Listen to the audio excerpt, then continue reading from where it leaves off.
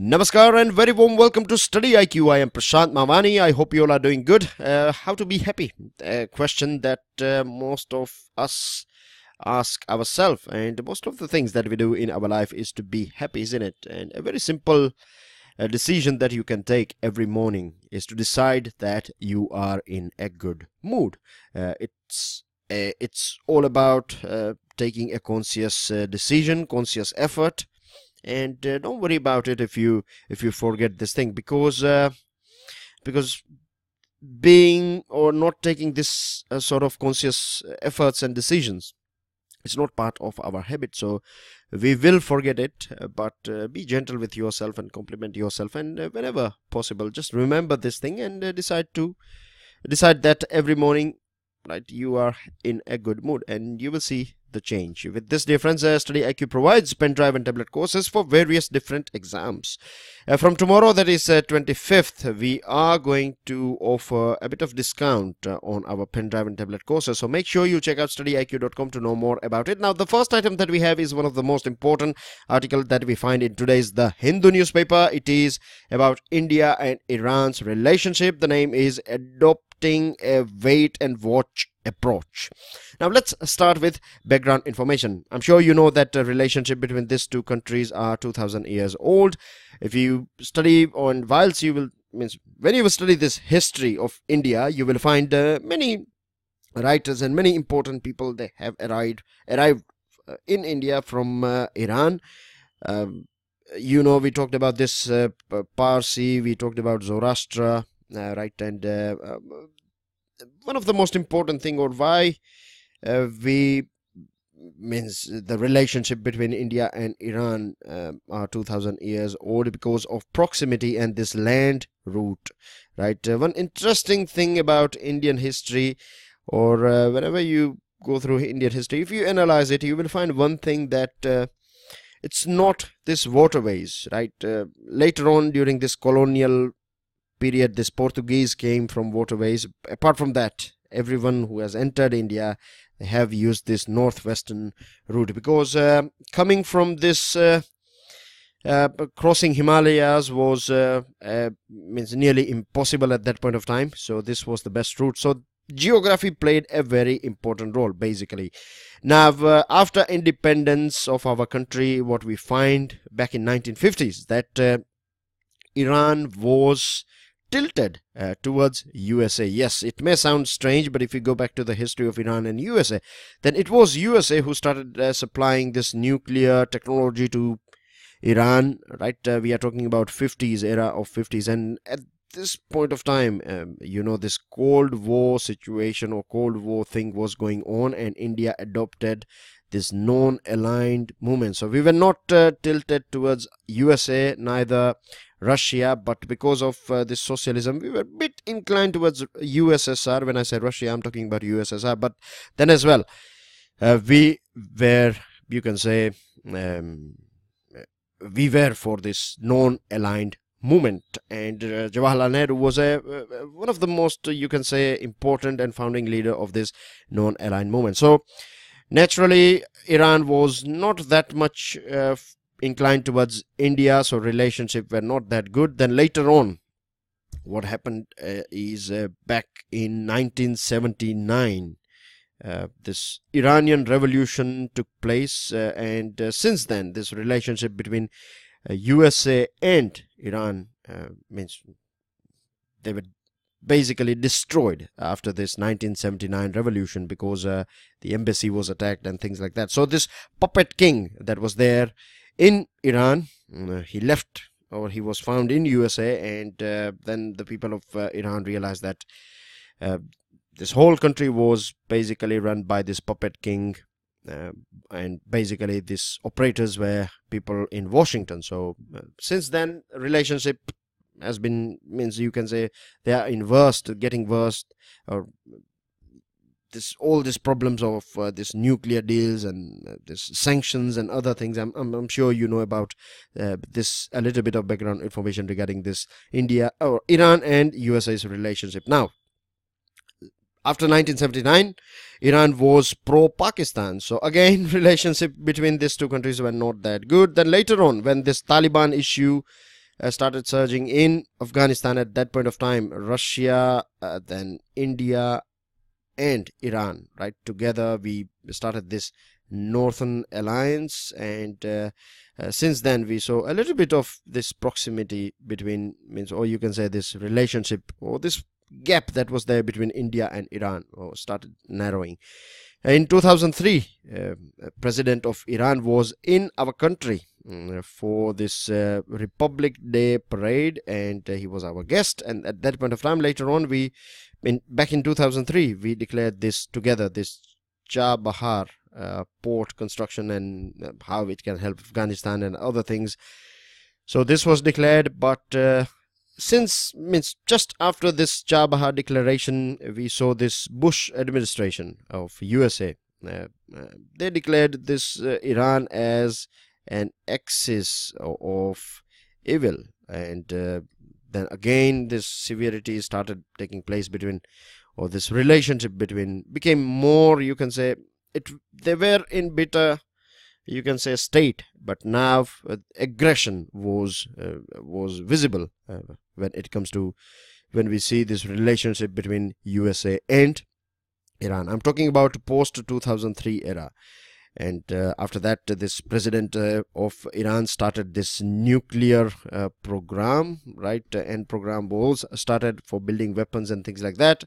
And then sanctions were applied on this Iran, and this was the thing, right? Because of this sanctions, we were not able to purchase oil and other things from Iran, and this was not helping us. And at the same time, back in 2008, we signed this civil nuclear deal with USA. So our relationship were improving with USA, and so that these are some of the background information that are important for us to talk about when we take this India and Iran's relationship on board. And yes, one more thing, when it comes to IAEA, this International Atomic Energy Agency, India voted against Iran, right? Our vote was against Iran, and Iran was not happy about it. It was about this nuclear thing.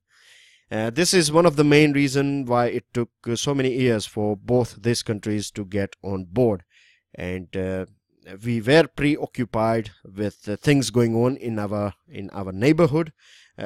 This joint comprehensive plan of action that is known as JCPOA, right? This JCPOA is basically this nuclear deal that we talk about, Iran nuclear deal. There is a special video lecture available as well on our YouTube channel if you want to go through this background. And I would reckon all of you to, yes, tomorrow is Saturday, beg your pardon, tomorrow is Sunday, today is Saturday, so I believe you would be having enough time to take out like 15-20 minutes out from your schedule and go through this video.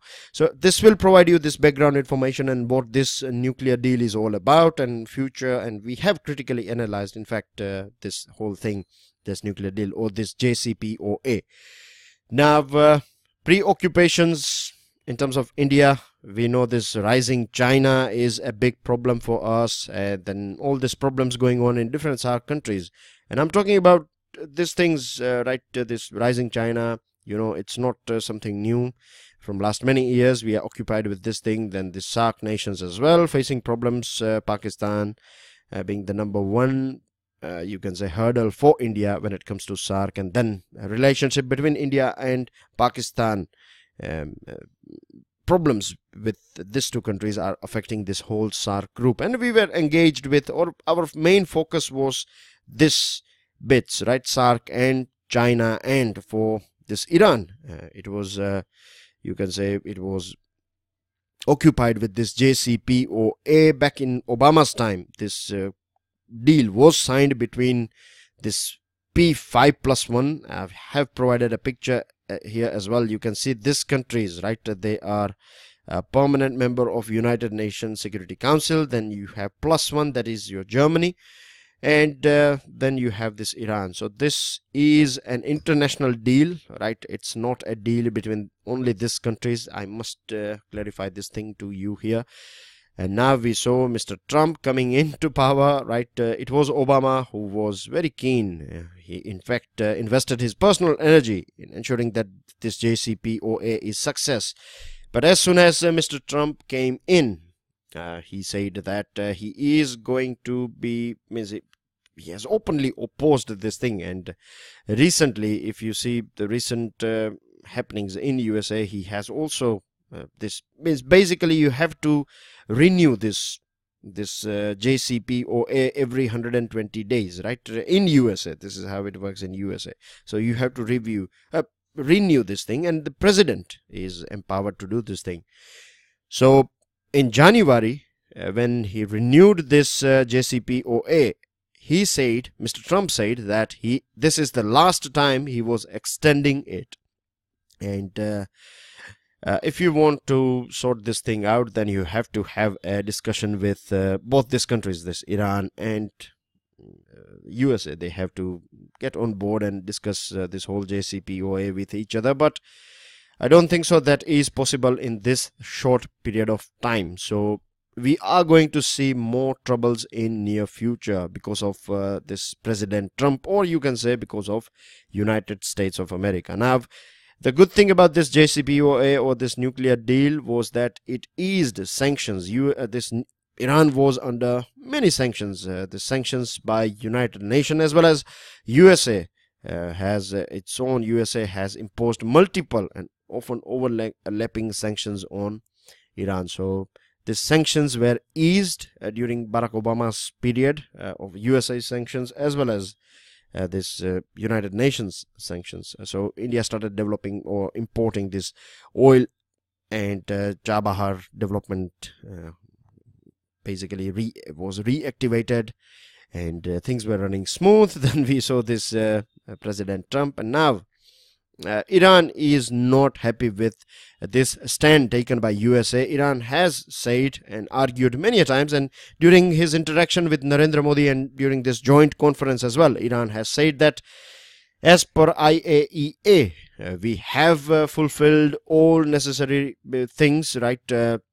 All the terms and conditions that were applied on us, we have fulfilled it, but this USA is taking unilateral decisions, and this is right as well. This whole deal was, as I told you, it was a global deal, right? It was a deal by international community, and this USA is taking a unilateral stand on this thing. So this is something that is not right. And in fact, this JCPOA was supported by United Nations Security Council, right? Resolution, if you want to note this thing down or keep this thing in mind, then it is resolution number 2231 of United Nations Security Council. And because of this 2231, this JCPOA was supported and things like that. So coming back to this India and Iran's relationship, now we are a bit free from all these things. Of course, problems are going to be there because of this 120 days I told you about, and more problem for USA just around the corner, because Russia is a member of UNSC, a permanent member, China again, and in European countries you have 2 permanent members, UK and France. All these 4 countries, all these 4 permanent members, they have indicated their full support for nuclear deals. So USA is going to be left alone. At present, Iran is also going through this unrest. A couple of weeks ago, or back in December, this Mashhad city, there was an unrest, and unrest is spreading in different parts of Iran because of inflation is quite high, corruption is quite high, and then because of these sanctions, things are very expensive, and development has taken a toll as well in Iran. So it's going to be a bit tough for this Mr. Rouhani as well to lift things up in his country, Iran.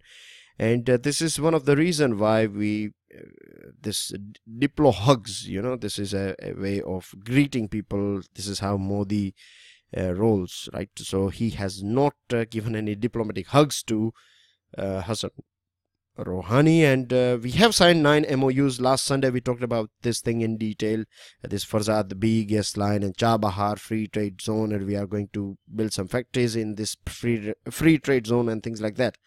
We discussed about this thing, but we have adopted this wait and watch approach because of all these things, right? The things are still not clear yet, so let's wait and watch for this JCPOA and other problems that are going on in Iran, this corruption and inflation and unrest. So I hope this thing is clear to you now so far, and a very important area because it is associated with this West Asia, right? Energy security, West Asia nowadays. I think yesterday we were talking about this thing, or if not, then let me add one thing here, that if you go through our foreign trade policy, the latest one, that is for the period of 2015 and from 2015 to 2020, this West Asian portion is very important for us. Apart from that, this extended neighborhood, the Central Asia, is also very important for us.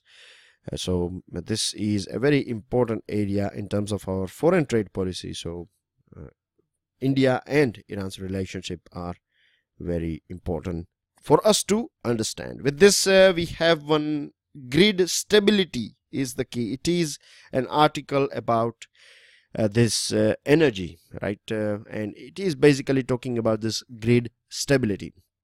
Now, the thing is, if you see this or this electricity, right? One of the most important thing for development, right? A pillar for development, and the government of India now wants this farmers to use solar energy. The government of India wants our farmers to use this solar pumps. Let me show you a picture of solar pump first. This is how it looks, right? This is a solar pump, so you can see here solar panel. So basically it will take out, it is just, rather than using this traditional electricity, it is using this solar energy. And the big change in this thing is that at present we have 1,42,000 solar pumps in our country. By 2021, the government has decided to install 1 million, that is 10 lakh solar pumps in our country. Now the thing is, instead of transmitting electricity to the farmers, the government wants to start farmers to use this thing, and the additional power that you can produce in this with the help of this solar panels, right, or other panels if you add in your farm, then this can be supplied back to the government, right? So this is, you can say, a way of optimal use or maximum use of this solar energy. At the same time, this will give extra money. It will give extra money. It will create extra revenue for farmers. So the target of the government to double the income of farmer by 2022 will be met as well. And then you have this new scheme. Don't forget this one. It is called Kusum. It stands for Kisan Urja Suraksha Evam Utthan Mahabhiyan. Under this thing, 28 gigawatt of combined solar capacity with the help of this solar pumps will be created around the nation. So with the help of this 1 million you can say solar pumps. Now, as you have gone through this thing, as I was talking about this, the agricultural income, right, will take place, will go up, because you will be, whatever extra energy that you have will be taken by the government. And the second thing is electricity losses will come down, because the biggest advantage of this scheme is that this transmission loss, this is something that takes place if you have to supply electricity to a greater distance, then there will be a loss of electricity. The second thing is, sorry about changing this swiftly, this slide here. Now I won't. Okay, so first one is this transmission loss, and the second and the biggest problem that we find in our country is this power theft. And because of this power theft and predominantly power theft, there are many discoms, they are registering losses. So this is something that we will see a significant drop in this thing, because at local level, right, farmers will ensure. And these things takes place, this power theft and transmission losses takes place when the distance is quiet and when you cannot keep any eye on this thing. But digital meters and other latest gadgets will ensure that there is no power theft and as minimum possible transmission loss. So this are two advantages of this scheme. The second thing is there is a need to address the issue of grid stability. The thing is all our grids and our this grid lines, right, are designed or were designed in the sense of they're designed for this reliable or controllable generators, because early on we used to produce electricity from oil and coal or many times hydropower, but as you can see, wherever demand goes up, you can increase the supply of gas and coal, and then you can produce. So it was more reliable. But now this electricity is coming from wind and solar, and you know this thing that fluctuations are quite high when we talk about this solar and wind, isn't it? So because of this thing, the grids are also creating problems. And we know the size of our country. In South India, you have this most of the time you find this cloudy atmosphere. In parts of Rajasthan you have clear skies, but this solar grids, right, they want to be able to produce power in the night time. So you should have this additional supply of power coming from some reliable source. Storage is something that cannot be done right straight away, right? It is not possible to add storage capacity straight away. So we have to take this thing into mind as well, this size, sheer size of our nation. We know this variability, and in some places you have good sunshine, in other places you don't have. Then we have this monsoon period as well in different parts at different time, winter monsoon and summer monsoon and things like that. So this will also create or add more problems or fluctuations, not problems but fluctuations. So technology is a thing. We have to deploy smart grids. If we do this thing, then we can achieve this target. And one more thing, we have to teach our farmers or educate them that if they have solar pumps, that does not mean that they are sucking away all the groundwater that is out there, right? They should be very, you can say, judicious when it comes to using groundwater. So that's everything regarding this article. Then you have two small editorials. This one is a very easy to understand one. Basically, there was a comment from our army chief Bipin Rawat about this inversion in demographics and planned migration from Bangladesh. He used this, basically his comments were political in nature. Now, India's service chiefs have a long and healthy tradition of keeping away from political subjects in their public comments, and self-restraint that has served both democracy and military well. Many times, even if it is quite tempting to speak something on something, right, then as well we have seen our service chiefs, this military chiefs and defense heads, they have always shown this self-restraint, this quality of self-restraint, and this neat separation between army and this politics has helped our democracy, as well as it has helped in enhancing this you can say image of our defense forces. And it is no doubt, army is an institution that is above politics, and that's how it should be, right, even in its operation as well as in its words. This one is about cannery in coal mine. Opening up the coal sector to private players is a timely reform. So it is promoting, or it is basically, for this editorial is talking about that opening up coal sector for private player is a good step. Now this editorial starts with very good background information, and I will start with background information. Earlier on, when we got independence, at that point of time this coal industry was in private hands, but later on, back in 1973, Indira Gandhi ji decided that all these coal holdings should be transferred to this Coal India.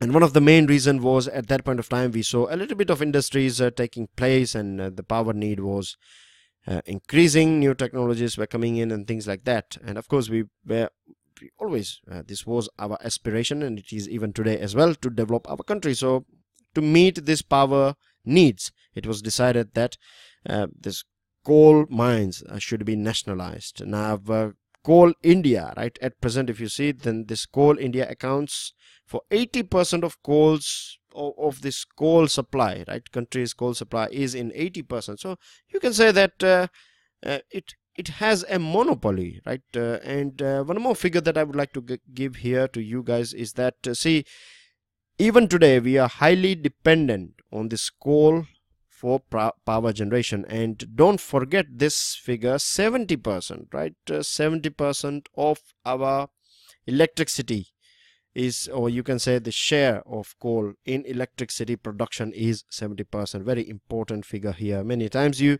have to use these figures. Say for example, if you are writing some points against this coal and fossil fuel used for energy production, then if you have these figures, then it helps, right? I'm not saying that you should add facts and figures all the time, but it depends, right? It depends. It is about art and science of writing answers, and writing, in fact, right? We are not going into that at present. So in September 2014, we know that Supreme Court cancelled it because of there was a CAG report, and it found many faults with this allocation mechanism.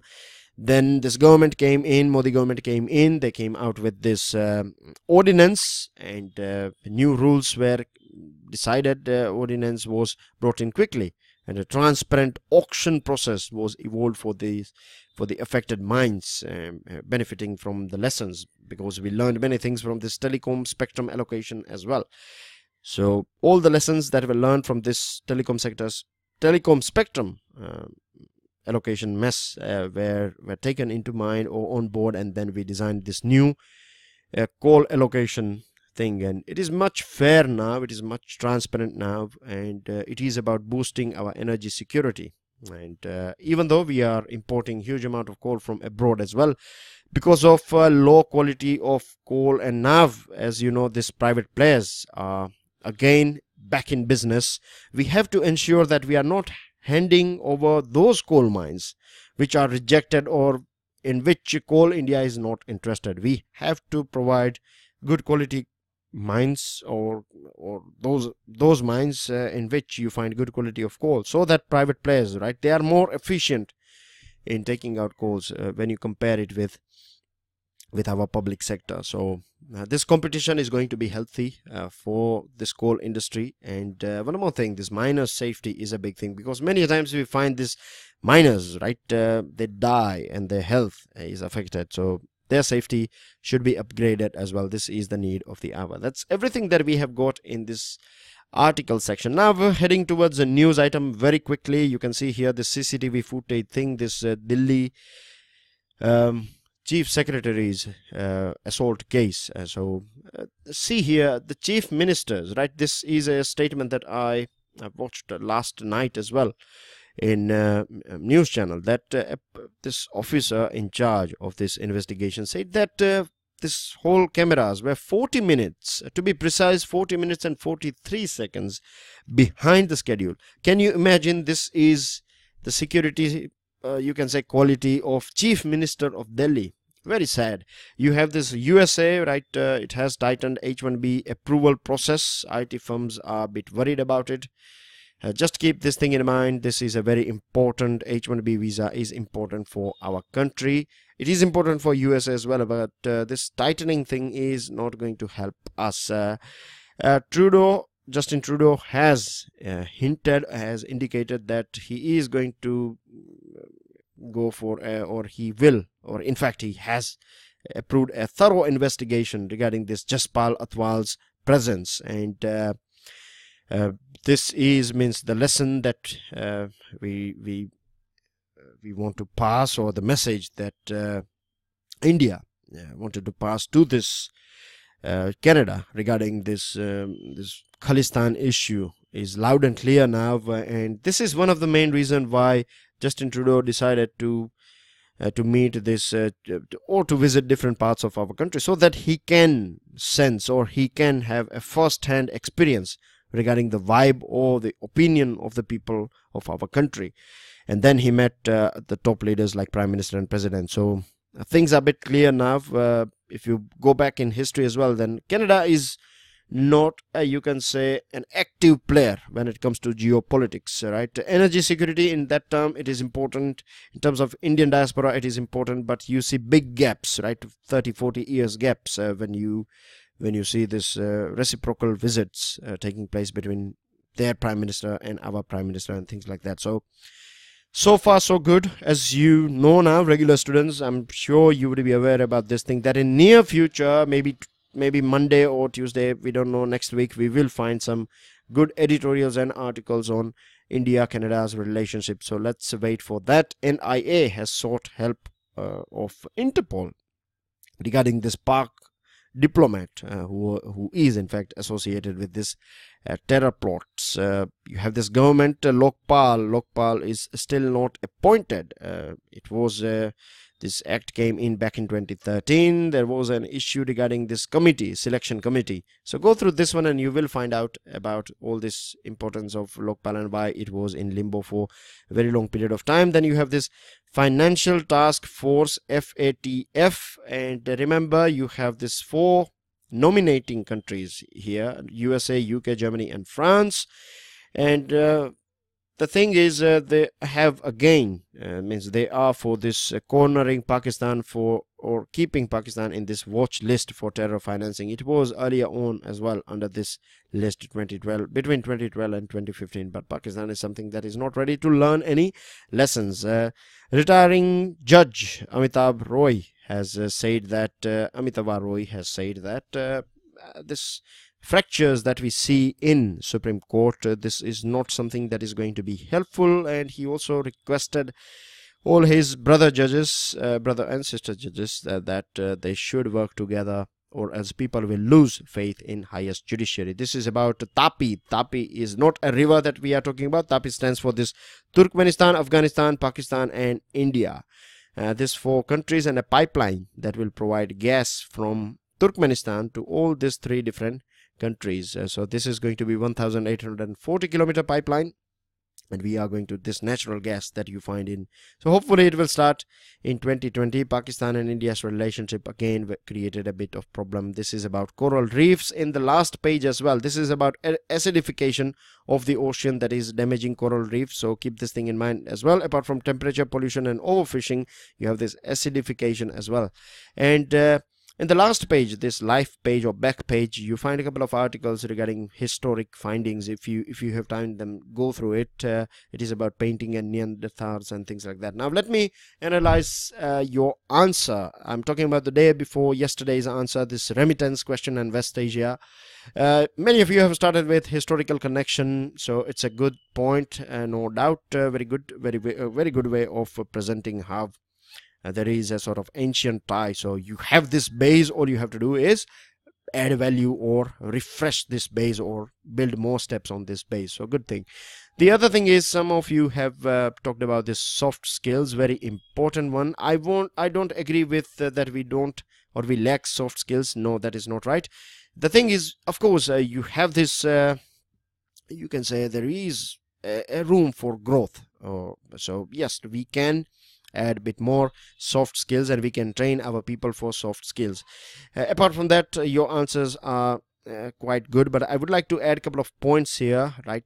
Food for thoughts. You can say that. How about programs in schools and colleges? One thing that we find in our country is that if some of your relatives or if someone from your neighborhood or someone whom you know is living abroad, then that is the only way you can go abroad, isn't it? I'm talking about generally speaking, right? I have a very good friend of mine who is living in New Zealand at present. No one he knows over there, means at that point of time back in 10 years ago when he went there, no one was knowing him over there. Then as well he migrated to USA, so this New Zealand. So you have this rare cases, but most of the time we know that someone is there. So this is something we can work on. That means in schools, right, or in colleges, or a Ministry of External Affairs should run some sort of programs that if you want to work abroad, like blue collar work or skill work or other things, then information should be provided, a training should be provided.